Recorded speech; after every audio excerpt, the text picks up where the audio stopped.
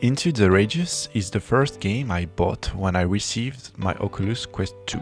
And this game is not a slap in the face, but rather a punch that you are happy to break your jaw for. And while it's not perfect, it comes dangerously close. In his own way, Into the Radius is simply beautiful. This unreal, even dreamlike end-of-the-world atmosphere is palpable, omnipresent, overwhelming. The tension of the infiltration, of the noises in the night, of the weapon that jams at the worst moment, of the shots you take, it is exhilarating, emotionally trying. Toi, t'es un méchant, toi. And all the possible interaction with this apocalyptic world, projected around us a few centimeters from our retinas, promote an even more immersive experience.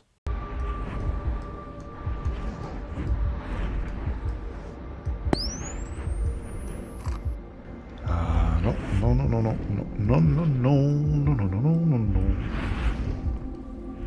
Yes, because in Stalker, Into the Radius, we don't really know the how of the why. We know that there is the lady in white there that we must help, and the monsters in black that you have to get around, run away or kill. Bon, ça va être l'occasion de tester les armes.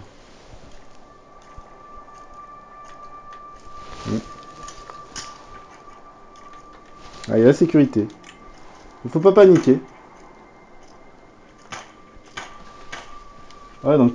Oh mince, mon arme, je l'ai tombée. Merde. Elle est où? Ah! For example, here, the weapon I was holding fell down because I let go of the trigger on the controller. Yes, to hold something in your hand, you have to hold the trigger down. It is an optional feature, almost a detail that at first glance might seem annoying, but it adds so much to the immersion. It may seem laughable, but overall, the magic works. On the other hand, a few bugs or missing functionalities darken the picture. Sometimes what falls down disappears, a bug related to the physics engine probably. The hardest thing to do in this game? Opening cupboards.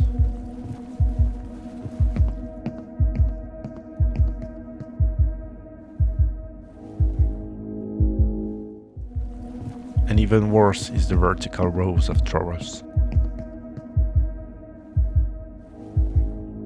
After a while, you live in this world so much that you try certain actions.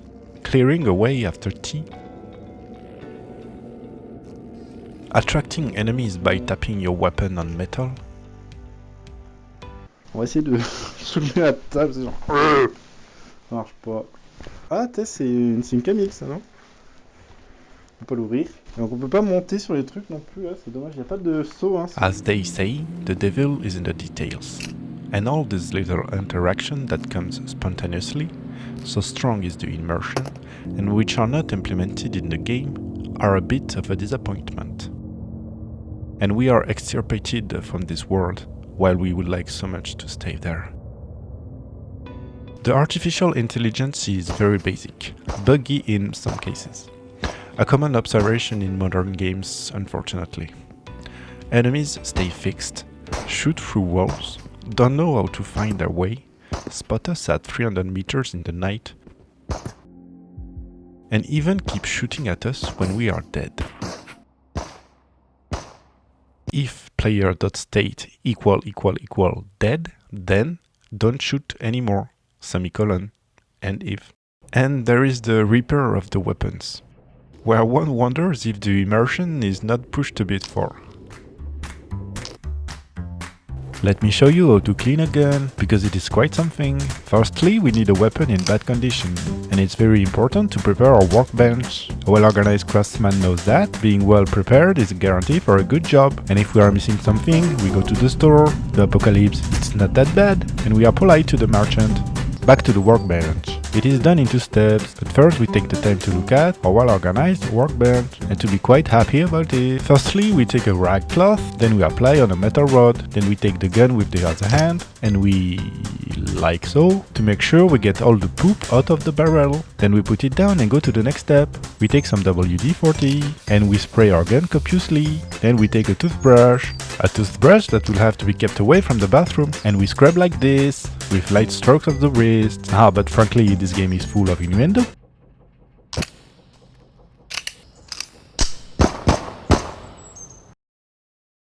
However, this is well explained and you don't have to do it too often. My overall feeling about this particular point is perfectly summarized in the following extract, and I won't say more. My God!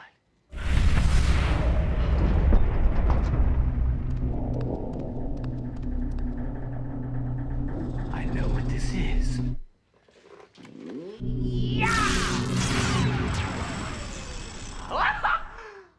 I set the time zone!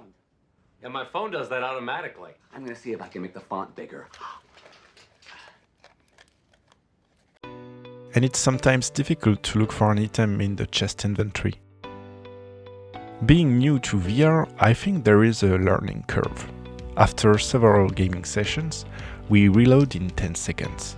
You manage your backpack like a seasoned hiker, but this stressful atmosphere, where you are always under the yoke of a threat from someone, this thrill that you are really looking for, remains intact, part after part.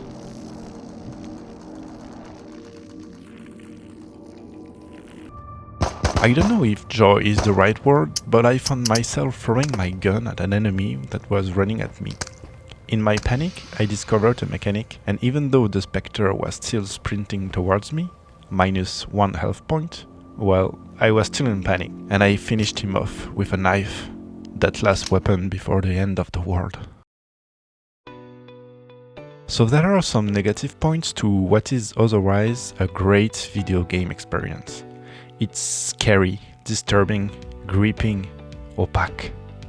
And we only want to go back to reveal the mysteries of this world. And the developers of Into the Radius regularly pushes updates. So I wouldn't be surprised if all this was either fixed or implemented, giving the VR landscape an almost perfect game.